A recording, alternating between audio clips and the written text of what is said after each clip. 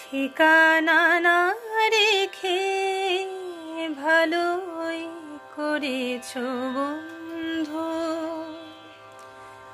না আসার কোনো কারণ সাজাতে হবে না তোমায়। বানানো কাহিনী শোনাতে হবে না, কথা দিয়ে না রাখা।